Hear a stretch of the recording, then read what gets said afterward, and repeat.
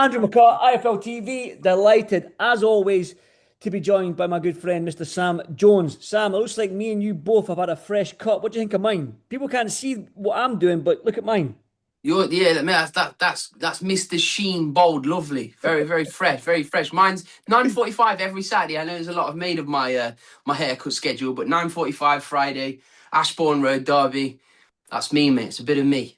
That's me. I'm 11 o'clock Friday, Larkhall Main Street, Yeah. every Friday. There we go. Enough about the haircuts. Sam, your phone's probably been off the hook since we've left Monaco because I saw obviously you manage two fighters that are in a very good position right now. Either one can fight for a world title in Conah Walker or Jack Catterall against the same fighter in Lewis Crocker. Now I saw a post from Irish Boxing News and Jamie Collins saying, "Listen, the champ will decide who he fights." Yeah. I just want to get your thought. I saw your Instagram story saying, "Fair enough, fair dues." No, it's So true. talk to me about it then. Talk to me. What's happening? Jamie, listen, Jamie's a sensible guy. You've got that again, that gammon, old Nelson on Twitter, like talking absolute nonsense and talking this and that, and he doesn't deserve a world title shot. How can you get a world title shot off the back of a domestic fight, which is exactly what Lewis Crocker did. His last three fights were. Listen, and by the way, I like Lewis Crocker. Mm. Me and him, I believe like he's a pal. Do you know what I mean? He's a great lad.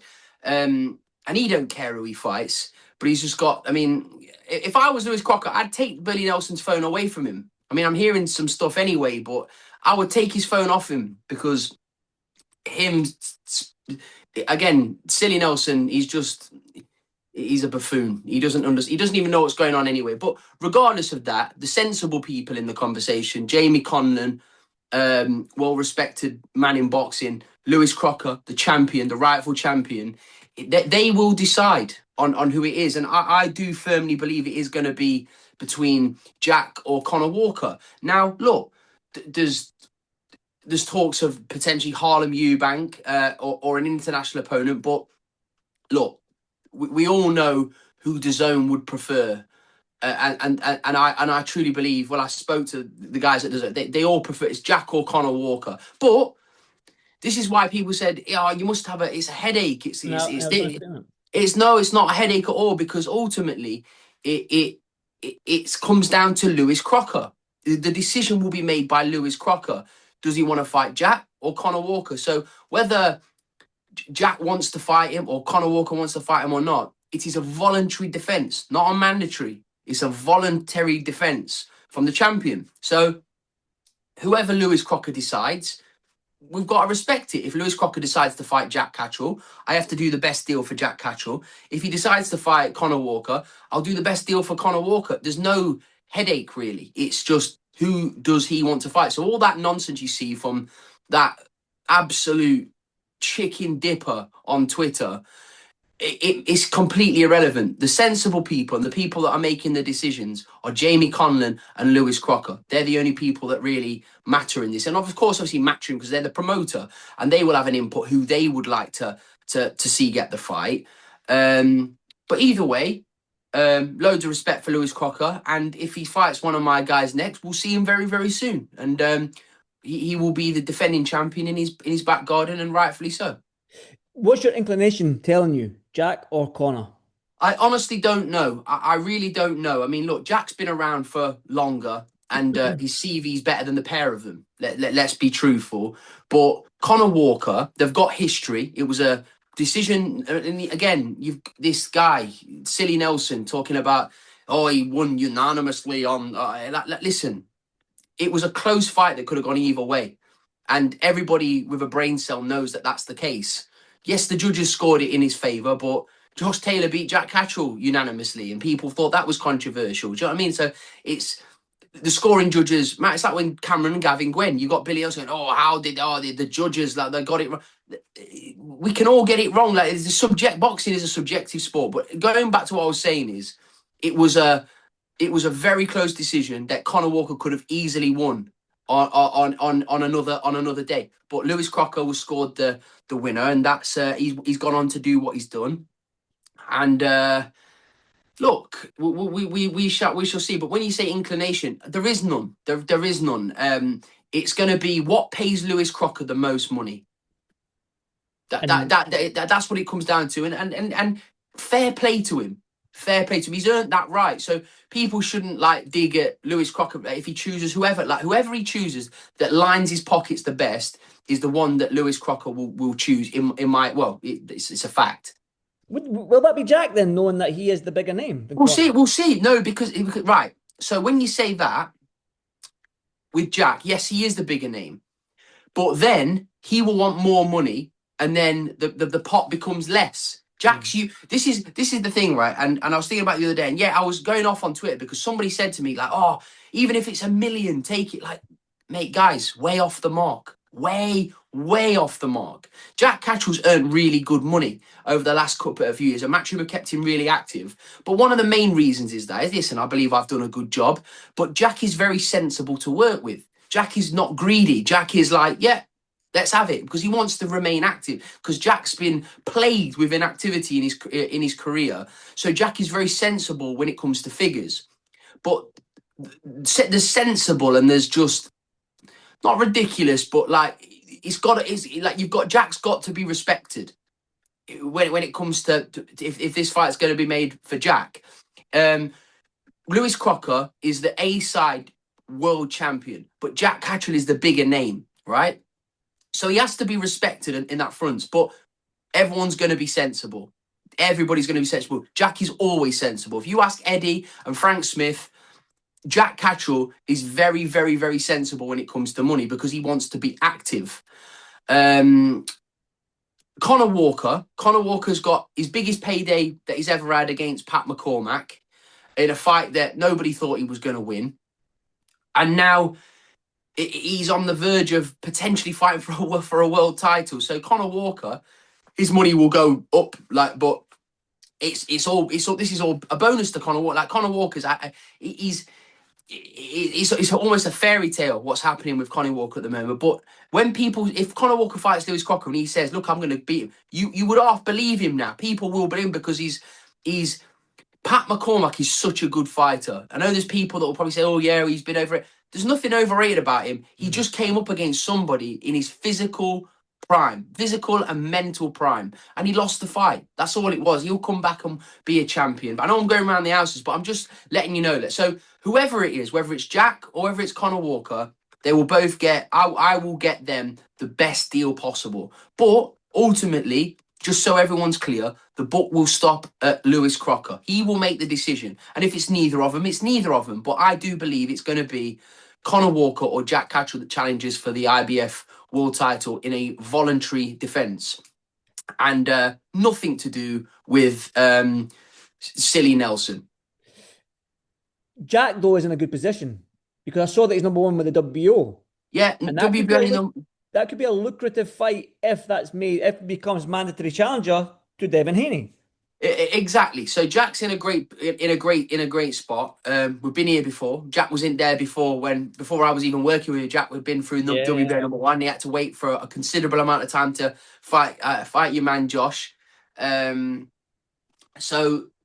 look, Jack's in a good spot. He's coming off a fantastic win on the biggest stage against Echo Esserman, and he's going to have a huge 2026 regardless. But you know, when you see some people say, "Oh, it doesn't matter what the money is, just take the fight." Like, do you know how silly that sounds? Jack is sensible. Ask anybody that's ever worked with him. Like, ask Matchroom, Frank Smith. Jack is so sensible to work with him. But there's also being sensible, and there's just like not ridiculous, but like he has got to be respected as a challenger in this. I know it's a voluntary defense, but he's got to be respected. And but look, either way, Jack's gonna have a massive 2026, as is Conah Walker. But I do believe it's going to be one of my two guys that are challenging for that world title. Conah had your back, it seems, on X. He was going off as well at Billy Nelson. I saw it. He said something along the lines of, I can't quite remember that he's contradicted himself. If they picked the Harlem Eubank, he does contradict him. He does contradict himself. This is the problem. Like if I was Lewis Crocker or Jamie Conlan as well, I'd take his phone off him. Because you are talking absolute bollocks. Like you saw, I put some screenshots up there. Oh, Conor Ben, what's he done to deserve a world title fight? Like, and then in literally within 24 hours, he's like the biggest fight, available fight for Conor Ben is Lewis Crocker. Like, make your mind up. And then he's like, Jack Catterall doesn't deserve a world title fight because he's not highly ranked. I'm like you're looking at me like puzzled because he just talks bollocks. And then he's like, Conah Walker, how can you have a world title fight off the back of a domestic win against somebody who's had 8 fights? Yeah, Pat McCormack's like top 5 in the WBA. You buffoon, you gammon. So Lomachenko was boxed for a world title inside 4 fights. It doesn't matter how many fights someone's had. It's the credentials and the level of fight. Everybody, including Silly Nelson, would have thought Pat McCormack won that, would win that fight. But Conah Walker's turned him over, and Conah Walker is deserved of a crack at Lewis Crocker, especially with the history they have. Yeah, but in the same breath, Jack Catterall deserves it as well. But look, we are where we are. But look, listen, if I was Lewis Crocker, I'd take Silly Nelson's phone off him. What I was going to say though, obviously similar to yourself, Billy's trying to get the best deal for his man, isn't he? He's not trying to get the best deal because he's got nothing to do with it. When I say zero involvement, I mean zilch. Silly Nelson will be told, if he is told, who knows? I mean, listen, I don't know what's going on there, but if he is told, it'll be like, this is who he's fighting. Get our man prepared. He will have no say whatsoever because the sensible people are Jamie Conlon and Lewis Crocker. They're the sensible people. Silly Nelson hasn't got a clue. So, yeah, he has he's not trying to get the best deal for his man. Like, listen, it is what it is. I'll deal with the sensible people, which are Matchroom, Jamie Conlon, and Lewis Crocker. They're the only people that matter. Silly Nelson, irrelevant. He calls you greedy, Sam, as well, and thinking that you're Don King. Yeah. You talk like that. Yeah, listen, if it was open book and I told you the numbers that were involved, you would be shocked. And listen, as for being greedy, he shipped his 30 stone heavyweight with indigestion all the way across the world in 24 hours notice to get absolutely poleaxed for a quick payday. So yeah, greedy Sam and greedy Bally are 2 different things. Sam, if this fight does go ahead with Lewis Crocker, when are you looking for it? It's going to be Windsor Park, I'd imagine. No, it's going to be when we're told. We're the challengers. We're the challengers. So if it's in April, it's April. If it's March, it's March. If it's at the arena, I believe it will probably be in March. But if it's in the Windsor Park, it will probably be April. But either way, we'll be told when the fight is. We don't have a say in that because we are of voluntary defence, whether it's Jack or Conah Walker. But either way, I believe both of my guys beat him. But I think he's a great fighter, Lewis Crocker. I think he can punch. I think he's strong. He's a underrated boxer, and he has to be respected of the fact that he is a world champion. So shout out Lewis Crocker. I rate him. I think he's very underrated. I thought people were jumping on his back because it was a fight that could have gone either way. But the significant moments in the fight, Lewis Crocker was the man, wasn't he? Like he dropped a brilliant. I rate Paddy Donovan so highly. So the fact I know the first one was a DQ, but the fact he's got 2 wins over him is impressive. The thing is as well is we know that Lewis Crocker isn't scared to take a rematch when the first fight was No, close. definitely look not. at the Paddy Donovan fight. So if he does, it's not going to be the point. He's not going to look at Conah Walker and be like, "Oh, that was a tough fight. I don't want to go there again." Because he's proved that he will go back and revisit a fight. You've got it. That's why I said this is when you've got because Silly Nelson's on Twitter saying he won't fight this guy. He doesn't deserve it. This guy doesn't deserve it. Avanesian's not worthy of it. Conah Walker's not worthy. Jack's not worthy. But Harlem Eubank he's indicating Harlem Eubank is worthy. Like Lewis Crocker, the book will stop with him and he will fight anybody for the most amount of money. But Lewis Crocker has proven he will have a rematch, even though it was ordered. But Lewis Crocker isn't going to shy away from a ding dong, and I respect him. I respect Jamie Conlon, and I respect Lewis Crocker massively. What's Matchroom? Have you had conversations with Eddie reference this fight? I'd imagine you have. No, very brief, very brief. Like I say, The only time we can have a sensible conversation is when Lewis Crocker and Jamie Conlon say, we want to fight this guy. And once they make their mind up, then we get to business. And what's it? What's the timescale on this, Sam? Because it feels like You'd imagine it's got to be done within the next week or so, because Eddie would, how he likes to get his schedules all Mhm. announced probably before Christmas. Um, you'd imagine in the next week or so, like you'd imagine you'd want to get that fight finalized, whether it would be Jack O'Connor or whether it's going to be Harlem Eubank or an international opponent. Either way, you'd imagine that they'd want to get it done pretty soon, because you want to put plans into place. Mm. And again, would you feel like I don't know. I don't know what it's like being a manager or a fighter, Sam. I don't know. Again, your phone must be off the hook. Would you feel like a failure if you don't get this fight for either of your fighters? No, because it's voluntary. Mm. Like Okay. I can't. It's out. It's not in my hands. Does that make sense? Yeah. It's not like for Conor Walker. I mean, you only have to look. I took on Conor Walker when he lost to Lewis Crocker.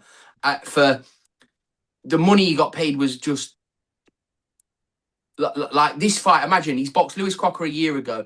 He'd probably be getting 10 times that amount that he got to fight him a year later, potentially for a world title. Got him a comeback fight against Lewis Ritson. Boxed Harry Scarr for the British, won it. Defense against Liam Taylor, all for career highest paydays. Like Conor Walker's bought 3 houses in the process that I've known him a year.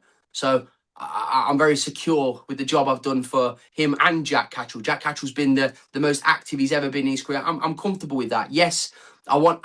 Listen, Jack Catterall it was an interim world title against Barboza. Unfortunately, we come up short, and we had to rebuild. That's not like that's the nature of the business. We had to Mm. rebuild, and now we're back at number 1 again. Here we are again. So I'm very comfortable with the position of both guys.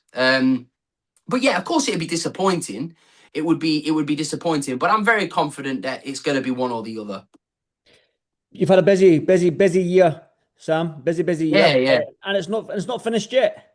You still No, got. yeah. I've got young Adam Macker out in the midweek next week, and that'll be the end of it. And then it's straight back to it in January. I'm looking forward to. I've never been. I've been doing this nearly 10 years. I've never been so looking forward to a new year. I've never been so looking forward to it, because there's going to be world titles.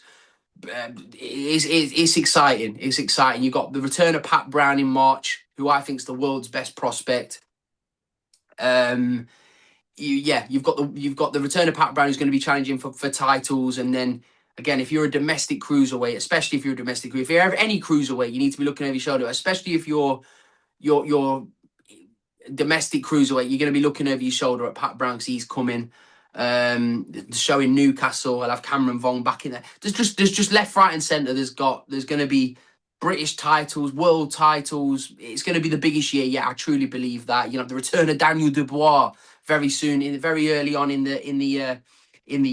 It's I can't wait, Andrew. I'm very blessed to be in the position that I am, to work with the fighters that I do. I don't take it for granted. I'm I'm happy to be here, Andrew. Do you know what I mean? I'm happy to be here, but we've got to do our best, get the best deals we can, the best opportunities we can for the fighters, and we'll have a great 2026. Cannot wait. But Sam, listen, I am in London midweek, so I will see you Wednesday, no We're doubt. not done yet. We're not done yet. We're not done. We're having a part 2.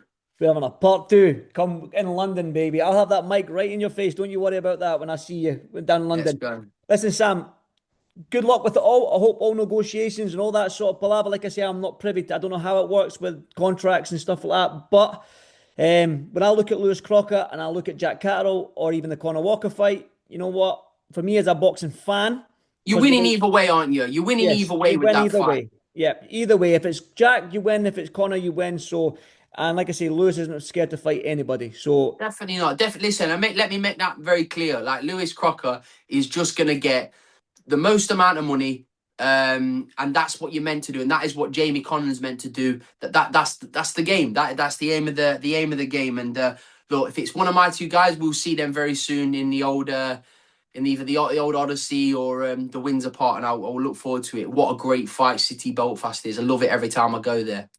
Definitely. Let's hope it's Windsor Park. Sam, I won't keep you much longer. Like I say, I'll see you Wednesday in London, mate. And yeah, see you in the next one, brother. Take care, Andrew. See you in a bit, mate. Cheers, Sam.